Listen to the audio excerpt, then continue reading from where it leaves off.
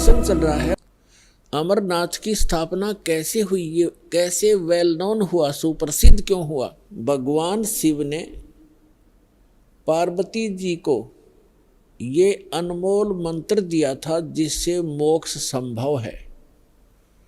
और वो कौन सा मंत्र दिया था? जो 5 नाम का ये दास आपको देता है। प्रथम मंत्र में बीच बीच के जो 5 मंत्र हैं, ये शिव जी ने इस मंत्र का ज्ञान था और इसी को ये अमर मंत्र मानता था। भगवान शिव ने बहुत बार पार्वती जी से कहा था कि आप भक्ति किया करो, देखो मैं भी करता हूँ। तो पार्वती जी कहा करती थी कि मुझे तो भगवान मिल गए हैं, आप देवों के देव महादेव हो, मुझे क्या जरूरत है भक्ति करने की। भगवान शिव बहुत समझाया करते थे कि जीव को भक्ति अवश्य करनी चाहिए, साधना करनी चाहिए, उस परमात्मा की भक्ति करो। लेकिन पार्वती का गला या बात उतरा नहीं करती। पुण्यात्माओं, जिस प्राणी को सुख गणा है वो सुख इस प्राणी का महादुश्मन है। कबीर साहब कहते हैं, सुख के माथे पत्थर पड़ो जिस ते नाम हृदय ते जावे, और बलिहारी व दुख के जो पल पल नाम रटावे। तो पार्वती को इतना सुख था, सभी देवी देव हाथ जोड़ा करते थे और सर्व ऐश्वर्य उपलब्ध थे, तो उसने क्या जरूरत थी भक्ति करने की। तो इसलिए भगवान शिव के पास जो मंत्र था वो स्वयं जाप करते थे, वो पार्वती जी को मंत्र बताया नहीं।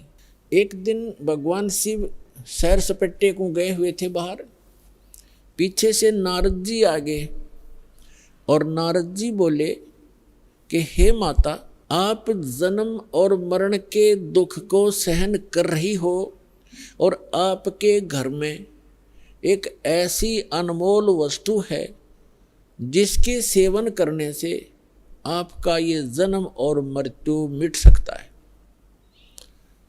तो पार्वती जी ने पूछा कि भाई नारद, ऐसी कौन सी वस्तु है, मुझे तो मालूम नहीं। उस नारद जी ने बताया कि आप भगवान शिव के पास एक मंत्र है, अमर मंत्र, और वो किसी को नहीं बताते और स्वयं मंत्र का जाप करते हैं, जिस कारण से वो अमर हैं। और उस मंत्र के अभाव से आप जन्म और मृत्यु को प्राप्त होते रहते हो।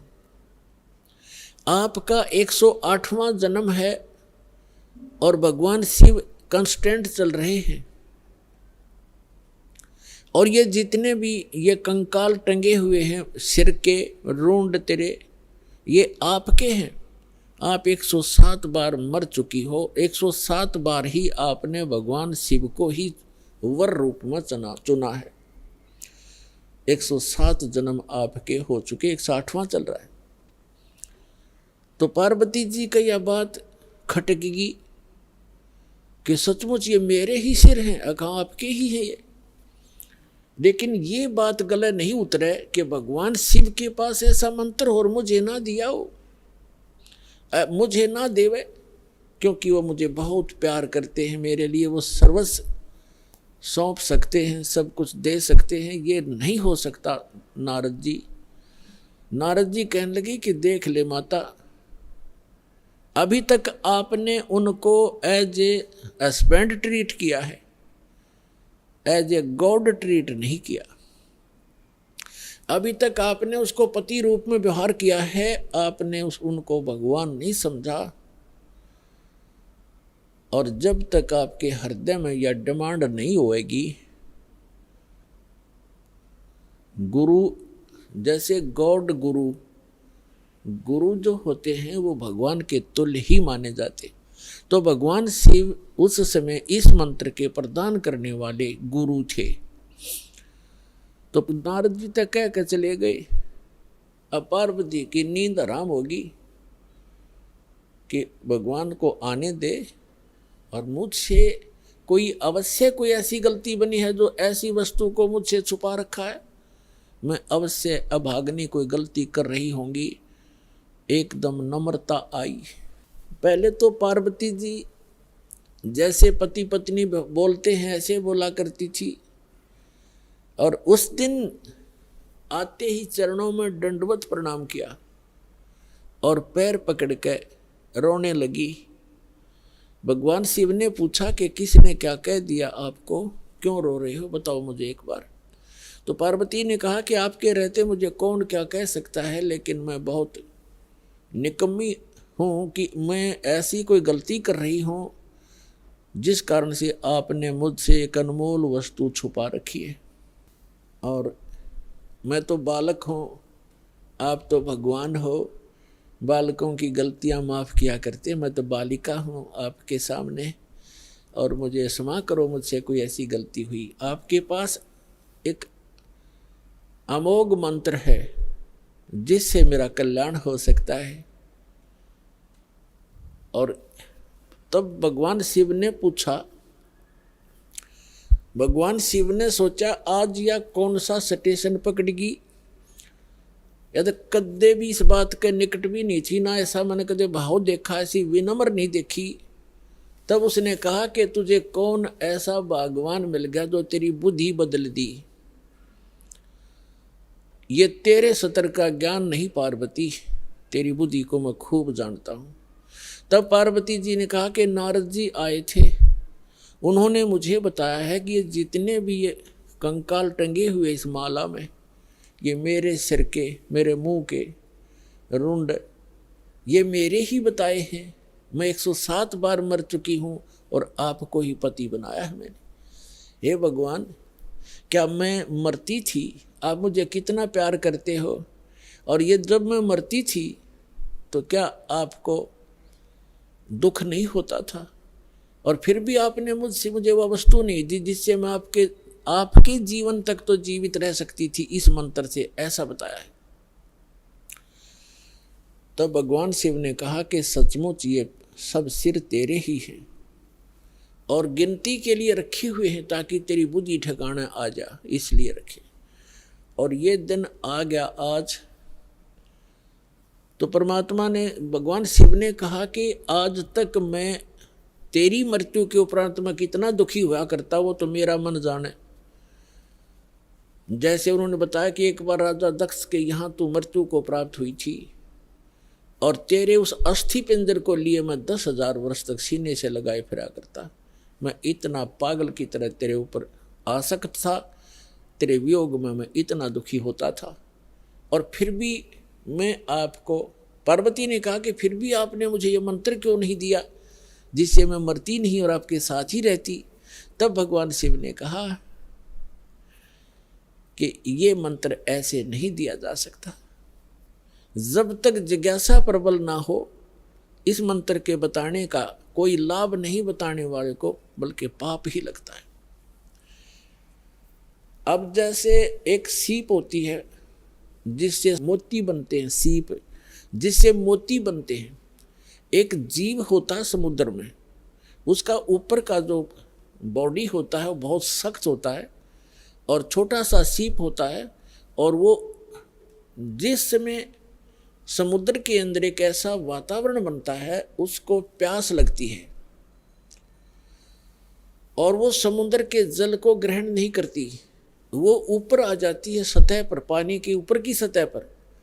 और जब स्वाति नक्षत्र में, स्वाति नक्षत्र की ऊपर से कोई बूंद आसमान से उसके मुख पर गिर जाती है उस समय, तो उस बूंद से जब मुंह खुला हो सीप का, उसकी डिमांड होती है उस बूंद की, आसमान के पानी की बूंद की, और उसमें मुंह खुला हो और उसमें वर्षा हो रही हो, तो मुंह खुले हुए पर एक ही बूंद पर्याप्त है उसमें मोती बनाने के लिए, और मुंह खुला ना हो और सीप बेशक ऊपर सतह पर जल के ऊपर घूम रही हो, चाहे सारा सामने बरस जा, उस मोती नहीं बन सकता क्योंकि उसका मुंह खुला नहीं है। तो ऐसे ऊपर बगैर मुंह खुले और उस बूंद की कोई वैल्यू नहीं है, व्यर्थ जाती है। ठीक इसी प्रकार भगवान शिव ने बताया कि आपके अंतःकरण का मुंह खुला नहीं था, आपके अंदर ये जिज्ञासा उत्पन्न नहीं हुई थी, इसकी डिमांड नहीं हुई थी। और आज नारद जी ने आपके अंदर ये प्रेरणा पैदा करके आपके अंतःकरण की वो डिमांड प्रेरित कर दिया, आपको आपकी प्रबल इच्छा होगी। अब ये मंत्र दूंगा पार्वती तो तेरा काम करेगा। पहले मैंने बहुत बार कोशिश की थी कि आपको ये मंत्र दूं, लेकिन आपने तो कान्ना पे कटाड़ी सारी बात, और कभी भी नहीं आपने भक्ति करने की सोची भी नहीं। अगर आप मेरे ज्ञान को सुनती तो मैं ये मंत्र आपको प्रेरित करके ये मंत्र भी देता, लेकिन ये ऐसा अनमोल मंत्र है, बगैर जिज्ञासु के और प्रबल इच्छा हुए बिना ये देना व्यर्थ होता है। इसलिए मैंने आपको मरते हुए भी देखा, मैं रोता भी था, डकराता था, टक्कर मारता था, लेकिन ये अनमोल वस्तु दे नहीं सकता था। तो पुण्यात्माओं, उस मंत्र को कितना कॉन्फिडेंस रखा गया था भगवान शिव के द्वारा। पार्वती के अतिरिक्त उन्होंने किसी को ये मंत्र फिर खोला भी नहीं। अब पार्वती से कहा कि इस मंत्र को मैं उस स्थान पर दूंगा, कोई अन्य जीव जंतु ना सुन ले। तो वो कहाँ ले गए उनको? वहां ले गए जहां आज अमरनाथ नाम से स्थान प्रसिद्ध है। वहां उस स्थान पर एक सूखा वृक्ष था। सूखा वृक्ष खड़ा था, उसके पत्ते नहीं थे, टहनी अवश्य खड़ी थी, पत्तों रहित सूखी, और उसकी एक तने में और उसमें एक मादा तोते ने अंडे दे रखे थे, उत्पन्न कर रखे थे। एक तोते के अंडे थे उसमें। तो भगवान शिव ने देखा कि आसपास, क्योंकि अगर कोई हरे वृक्ष के नीचे बैठते हैं तो कोई ना कोई पक्षी भी आकर बैठ सकता था, दिखाई नहीं देता। इसलिए ऐसे सूखे वृक्ष के नीचे बैठे जाकर कि कोई पक्षी भी निकट आवेगा तो पता लग जाएगा। तो उससे पहले भगवान शिव ने अपने दोनों हाथों को ऐसे जोर से बजाया 3 बार, और इतना भयंकर नाद हुआ, आसपास के पक्षी और पशु सैकड़ों किलोमीटर दूर उड़कर चले गए, इतने भयभीत हो गए। और जो अंडे थे वो भी बच्चे बनकर उड़ गए। एक अंडा वो खराब था, डिफेक्टिव था, वो वहां रह गया। अब पुण्यात्माओं देखना, ये है कंप्लीट स्पिरिचुअल नॉलेज, ये संपूर्ण अध्यात्म ज्ञान है। अब आप देखते हो जैसे अस्थि उठाते हैं, अस्थि फूल उठाते हैं, जो हार्ड जीव के, मनुष्य के, स्त्री या पुरुष के जला दिए जाते हैं, शरीर को अंतिम संस्कार कर दिया जाता है शरीर का, उसके बाद उसके कुछ कण हड्डियों के बच जाते हैं, उनको फूल बोलते हैं, अस्थि बोलते हैं। उनको वहाँ से उठाया जाता है उस राख से, और कहाँ डाल के आते हैं? गंगा में, दरिया में। क्यों डालते हैं? ये तो एक बहकाने वाली बात है कि वहाँ गति करवाने जाते हैं। मरने के बाद जीव चला गया जहाँ जाना था, उन हड्डियों के कहीं फेंकने से, दरिया में डालने से गति होती है। उसका मूल उद्देश्य ये है कि जैसे हम जिस बॉडी में रहे हैं, ये शरीर हमने सबसे प्रिय है। इंसान कोई रोगी हो जाता है, रोग भयंकर होता है, उसमें बहुत इलाज करवाना पड़ता है, तो अपने मकान और ज़मीन को भी बेचकर इस शरीर को सुरक्षित रखना चाहता है। ये कितना प्रिय होता है। और इसको छोड़कर जब ये प्राणी जाता है, पहले ये ऊपर ले जाया जाता है, वहाँ तपस्शिला पर इसको भूना जाता है, इसके अंदर से गंध निकाल कर फिर इस जीव को फेंक दिया जाता है। ये आकाश मार्ग से आकर धर्मराज के दरबार में पंक्ति में खड़ा हो जाता है।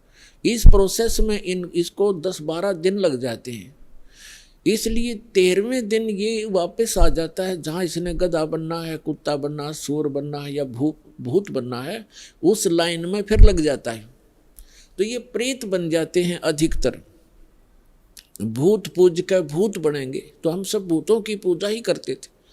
तो प्रेत बनकर आता है कहाँ? अपने घर में। घर से फिर अपने शरीर को खोजता है, मेरा शरीर कहाँ, उसमें प्रवेश करूं। फिर वो वहाँ से चलता चलता जाता है, क्योंकि एक फिल्म सी बनी होती है, वो फिर वहाँ जाता है जहाँ उसका अंतिम संस्कार किया होता है। तो वहाँ अगर वो अस्थि नहीं उठाई जाती है तो वो जीव उन अस्थियों को चिपक जाता, मेरी है, ये मेरी है, उनका चिपका रहता वहाँ पर। और उन्होंने, जिन गुरुओं को ज्ञान तो था नहीं, उन्होंने सोचा कि ये अस्थि अगर यहाँ से उठा कर और कहीं फेंक आवें, दरिया में डाल दें, तो ये उस प्रेत का हाथ ना लगे, वो यहाँ चिपक कर ना बैठे इन शमशान घाट में, यहाँ गांव में ना रहे, कहीं और चला जा। इसलिए उसको उठाकर उनकी अस्थियों को जल प्रवाह कर देते हैं। वहाँ डालने के बाद फिर इसको पता ही नहीं लगता वो कहाँ गई। इनका ये उद्देश्य होता है कि वो वहाँ से जगह छोड़ जावे, उनकी खोज में उड़ा गंगा किनारे धक्के खाता रहे। तो पुण्यात्मा, ये अस्थि उठाने की ये प्रक्रिया यहाँ से चली है। और इसे उठाओ या ना उठाओ, ये कोई फायदा नहीं, उसमें कोई लाभ या हानि नहीं है उस जीव को जो चला गया शरीर को छोड़कर बाद की क्रियाओं से। अब ऐसे ही जैसे आपको बहुत बार बताया है कि इस प्राणी को मानव शरीर 2 प्रकार से प्राप्त होता है। एक तो 84 लाख योनियों को भोग गए, एक टर्न वाइज एक मानव शरीर कंपलसरी प्राप्त होता है। और दूसरे प्रकार का वो होता है जो शुभ संस्कारों से लगातार भी कई मनुष्य जीवन आपके पूर्व जन्म के पुण्य संस्कारों से हो जाते हैं। तो एक सुखदेव नाम के ऋषि हुए, फिर वो बाद में उनकी आत्मा 84 लाख योनियों को भोगती भोगती, और तोते का संस्कार था उसका। अब तोते में उसका इतना ही संस्कार था कि उस गंदे अंडे में ही उसकी वो अंडा उसके निमित्त था वो अंडा। जैसे गर्भ में ही कई बच्चे मर जाते हैं तो उनका उतना ही संस्कार होता है उस मनुष्य जीवन का, तो वो पूरा कर लिया उसने। एक मनुष्य जीवन गर्भ में मर जाना, बाहर आते ही मर जाना, इस तरह। अब उसका संस्कार था इतना ही कि उस अंडे में उसकी आत्मा आई और अंडा गंदा हो गया। अब उसके बाद भी वो उसका चिपका रहा कि मेरा है, वो आत्मा वही रही। और बाकी अंडे जो स्वस्थ थे, भगवान शिव की अपनी जो धारणा से कि आसपास कोई अंडा हो वो भी स्वस्थ हो जाए, तो वो उस ताड़ी बजाने से अंडे बच्चे बनकर और पक्षी बनकर उड़ गए। अब वो संस्कार था उसका ऐसा ही निर्धारित था कि वहाँ भगवान शिव कथा सुनावेगा पार्वती को, और उसके संस्कार से फिर वो परमात्मा, क्योंकि कोई भी ज्ञान उपदेश दिया जाता है पहले सत्संग किया जाता है। तो भगवान शिव ने पार्वती को पहले उस अमर परमात्मा की कथा सुनाई कि पार्वती उस परमात्मा की भक्ति करनी चाहिए, उस भगवान की भक्ति से जीव का मोक्ष होता है। और मानव शरीर, इन देवताओं को भी ये मानव शरीर माना जाता है, और मानव शरीर ये भगवान की साधना उपासना के लिए ही प्राप्त होता है। और फिर वो बताने लगे कि ध्यान लगाओ, मैं बताता जाता हूँ, जहाँ टारगेट मैं आपको बताऊँ आपकी सुरती वहीं पहुँचे। क्या बताया कि मूल कमल जो गुदा के पास है, रीढ़ की हड्डी के अंदर की तरफ, उसमें गणेश जी का वास है और उसका किलियम जाप है। और ऐसे इसको ऐसे ऐसे बोल। फिर बताया कि उससे 2 उंगल ऊपर सावित्री और ब्रह्मा जी का कमल है, उसका ये मंत्र है। फिर बताया शरीर के इसके ऊपर नाभि कमल है, उसमें विष्णु और लक्ष्मी का वास है, और वहाँ पर ये मंत्र है जो आपको दिए जाते हैं, इनको जाप करो। उसके बाद फिर हृदय कमल है, शिव और पार्वती का स्थान है, इसके ऐसे 12 पंखुड़ियाँ हैं, इसका ये मंत्र है। फिर कंठ कमल में देखिए दुर्गा का स्थान है, और इसमें इतने कमल हैं, 16 कमल, 16 पंखुड़ी हैं, और इसका ये मंत्र है। तो ऐसे जब वो जाप करती हुई जा रही थी, फिर कहा कि त्रिकुटी में की तरफ चलो पार्वती। अब ज्यों ही वो ऊपर को उठी, यहाँ से समाधिस्थ हो गई वो। अब जब सुरती चली जाती है दूर तो आभास शरीर को नहीं होता। जैसे हमने कई बार देखा कि बातें कर रहे होते हैं बस स्टैंड पर, और कुछ जो हमें नहीं ज़रूरत जिन व्हीकलों की, जैसे हम इंतज़ार कर रहे हैं बस की, अरे कोई ट्रक आ गया और उसके हमारे पास से गुजर गया हॉर्न देता हुआ, हमें पता भी नहीं वो हॉर्न कब देकर बजा के चला गया। हम इतने उन बातों में मगन हो गए, इतनी सुरती हमारी वहाँ से हट गई। तो ऐसे पार्वती की सुरती हट गई और शिव जी बता रहे थे कि ऊपर देखो मूल कमल में आपको ऐसे दिखाई देगा, हृदय कमल में ऐसे दिखेगा। तो पार्वती की समाधि लगी, किसी कमल में पहुँच गई, वह घुस गई उसमें, वह सैर सपट्टे कर रही। उधर से वो गंदा अंडा जो था तोते का वो स्वस्थ हो गया भगवान की चर्चा सुन के। और एक महापुरुष के मुख से वो जल्दी असर करती है।